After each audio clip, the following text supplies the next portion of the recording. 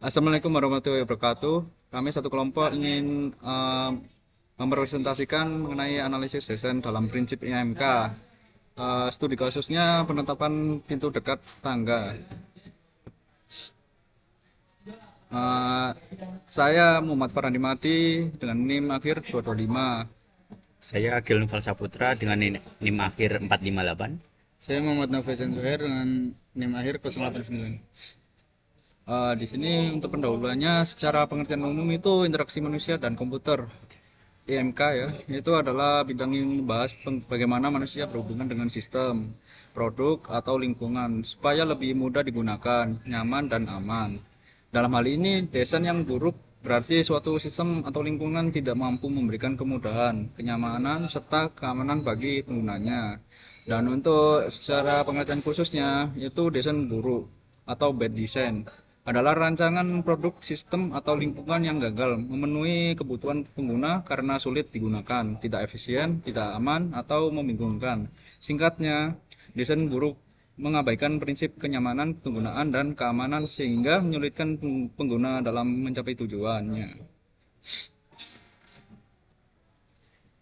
Dan untuk alurnya seperti berikut.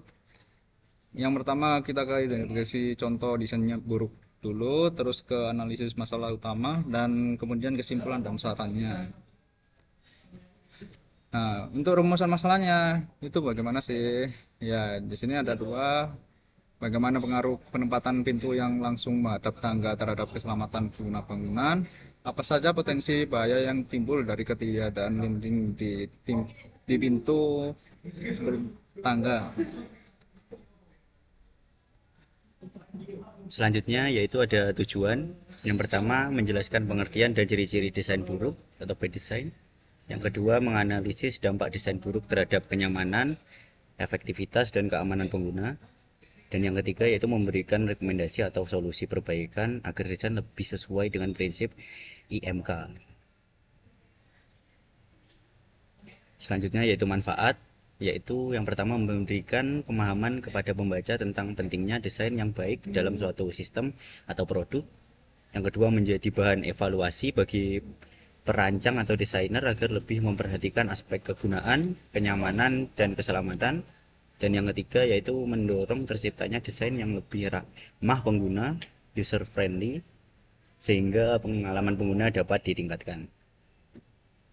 Yang selanjutnya juga yaitu case study. Yang pertama, pintu dibuka langsung ke atas tangga dengan lantai atau landing yang minim atau hampir tidak ada ruang di depan tangga.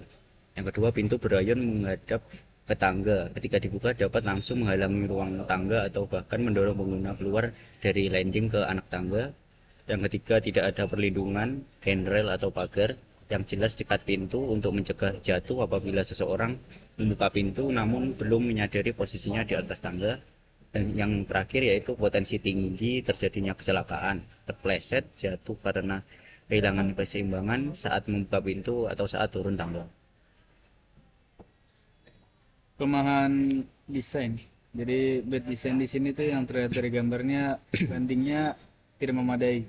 Yaitu tempat buat keluar dari kamarnya tidak ada.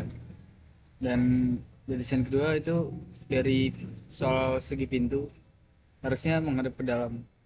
Jadi kalau mau dibuka beralihnya ke dalam bukan beralih keluar. Dan di sini juga beresiko tinggi yang bisa menjadi kecelakaan.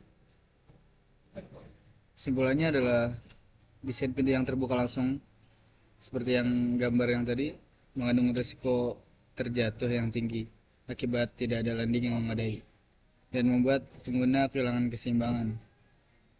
Lalu tidak sesuai dengan prinsip keselamatan dan kode bangunan yang mensyaratkan landing aman dan jarak bebas di atas dan bawah anak tangga. Saran perbaikan, tambahkan landing yang memadai dan ubah pintu agar tidak terbukanya mengarah keluar. Kalau misalnya masih digituin, kasih visual seperti kayak awas pintu dibuka dari dalam ke arah luar. Sekian dari kelompok kami. Assalamualaikum warahmatullahi wabarakatuh.